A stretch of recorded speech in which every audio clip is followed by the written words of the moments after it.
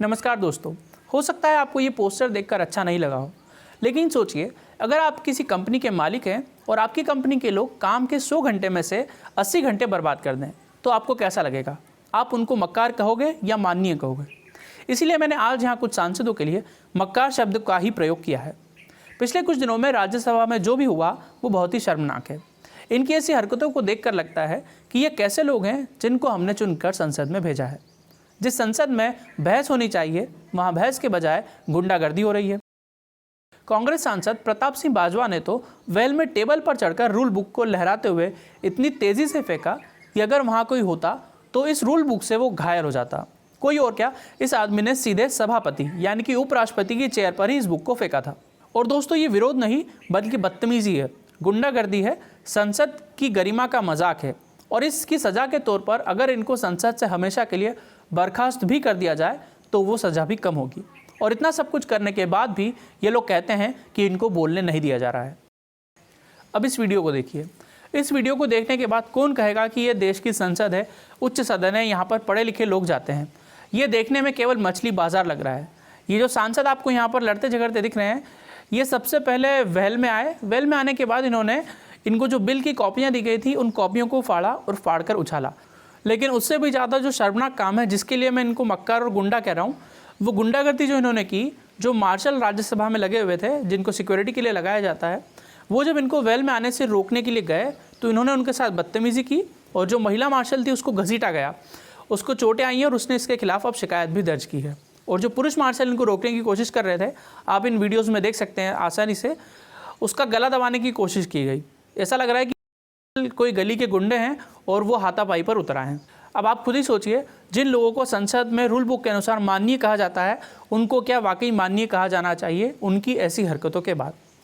अब जब इनकी सच्चाई पूरी तरह से लोगों के सामने आई, उसके बाद ये सफाई देने लगे और कहने लगे कि जो मार्शल हमको रोकने की कोशिश कर रहे थे, असल में उनको बाहर से बुलाया गया था, जबकि राज्यसभा में मार्शल पहले से मौजूद रहते हैं।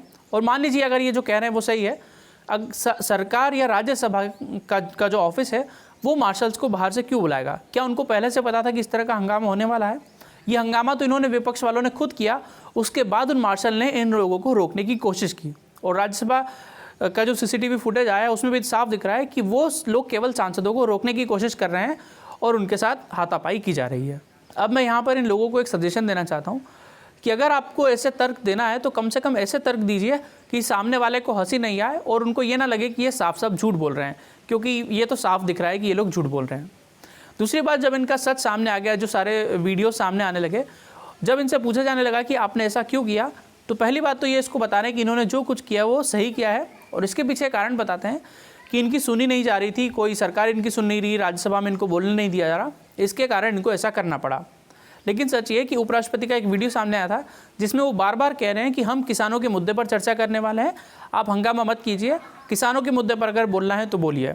इनको जिस मुद्दे पर चर्चा करनी थी उसी पर उपराष्ट्रपति चर्चा करवा रहे थे, लेकिन इनका एजेंडा था कि राजनीतिक ड्रामेबाजी करनी है और हमको इसके अलावा कुछ नहीं करना है।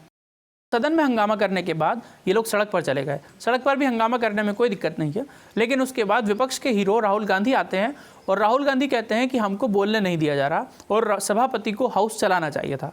जब सभापति हाउस चला रहे थे, चलाने की कोशिश कर रहे थे और कह रहे थे कि आपके मुद्दे पर ही हम चर्चा कर रहे हैं, तब ये लोग चर्चा नहीं करना चाहते थे। संसद में किसानों के मुद्दे से लेकर पेगासस जैसे हर मुद्दे पर चर्चा करने की कोशिश की गई, लेकिन चर्चा तो तब होती जब हंगामा रुकता। विपक्ष ने हंगामा ही इतना किया कि चर्चा हो ही नहीं सकी।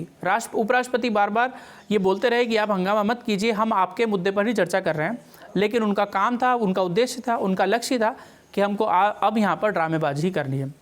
और इसी कारण इस बार संसद सबसे कम चल पाई और उसकी प्रोडक्टिविटी महज 22% रही। लोकसभा की 22% और राज्यसभा की 29%। सोचिए, आपके किसी ऑफिस में केवल 30% काम होगा तो क्या आप अपने एम्प्लॉयज़ को रखेंगे? और अगर वो 100 घंटे में से 74 घंटे अगर बर्बाद कर दें तो क्या आप उनको अपने ऑफिस में रखना चाहेंगे? क्या उनको आप सैलरी देंगे? लेकिन हमारे इन सांसदों को हंगामा करने के बावजूद सैलरी मिली, भत्ता मिला और सारी वो सुविधाएं भी मिली। अब सबसे इम्पॉर्टेंट बात देखिए, कैसे देश के सांसद हमारी जेब का पैसा बर्बाद कर रहे हैं।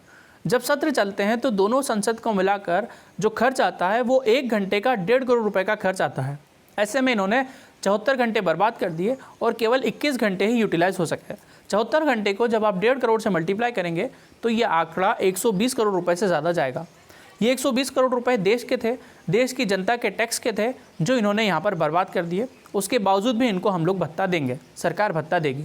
इसका क्या कारण है? क्या इनके भत्ते काट नहीं लेने चाहिए और एक ऐसा सिस्टम नहीं बना देना चाहिए कि अगर आप इस तरह का हंगामा करते हैं तो फिर आपकी जो सैलरीज़ हैं, आपको जो मिलने वाली फैसिलिटीज़ हैं, उनको काट दिया जाएगा। केवल और केवल वो सांसद जो तार्किक बहस करेंगे, जो वहाँ पर लगता है कि काम करेंगे, उनको ही इसका पैसा दिया जाएगा। इन सांसदों के पास 6 महीने में एक ही बार सबसे अच्छा मौका आता है जब ये अपनी छोटी से छोटी कॉन्स्टिट्यूंसी से लेकर देश का बड़े से बड़ा मुद्दा भी लोकसभा या राज्यसभा में उठा सकते हैं, लेकिन ये उसको भी बर्बाद कर देते हैं। यहाँ तक कि प्रश्नकाल का जो समय होता है उसका भी इस बार केवल 30% ही यूटिलाइजेशन हुआ, बाकी पूरा का पूरा जो प्रश्नकाल है वो हंगामे की भेंट चढ़ गया। ये चाहें तो इन 6 महीने में देश की जनता को, लोकल अपनी कॉन्स्टिट्यूंसी के लोगों को बता सकते हैं कि उनको वहाँ के मुद्दों की कितनी ज़्यादा चिंता है, क्योंकि इसके अलावा तो इनके पास कोई काम होता नहीं, केवल उसी टाइम काम करना होता है, लेकिन उस टाइम भी ये काम करते ही नहीं। ऐसे में इन लोगों को मक्कार कहा जाना चाहिए या नहीं? और बताइए, मैंने जो इनको मक्कार कहा है वो सही कहा है या गलत? सभी सांसदों को नहीं कहा, क्योंकि बहुत सारे ऐसे सांसद हैं जो मन लगाकर लगन से काम करते हैं। वो चुपचाप प्रश्नकाल में प्रश्न भी पूछते हैं और अगर उनको कोई बात कहनी है तो वो भी कहते हैं। लेकिन अधिकतर सांसद ऐसे हैं, विपक्ष के खासकर, जो केवल हंगामा करने आते हैं और वो इस तरह के टेबल पर चढ़कर नाटक करते हैं और केवल संसद का पूरा टाइम वेस्ट करने की कोशिश करते हैं। वो न केवल संसद का बल्कि पूरे देश की जनता का और देश का टाइम वेस्ट करते हैं। इस वीडियो के बारे में आपकी क्या राय है, और खासकर जो मैंने इन लोगों को मक्कार कहा है उस पर आपकी क्या राय है, मुझे कमेंट बॉक्स में कमेंट करके बताइएगा। अगर वीडियो अच्छा लगा है तो लाइक ज़रूर कीजिएगा और चैनल को सब्सक्राइब ज़रूर कर लीजिएगा, क्योंकि ऐसे वीडियो जब भी मैं आगे डालूंगा तो वो आपको मिल जाएंगे। तो चलिए मिलते हैं अगले वीडियो में, तब तक के लिए धन्यवाद, नमस्कार, जय हिंद।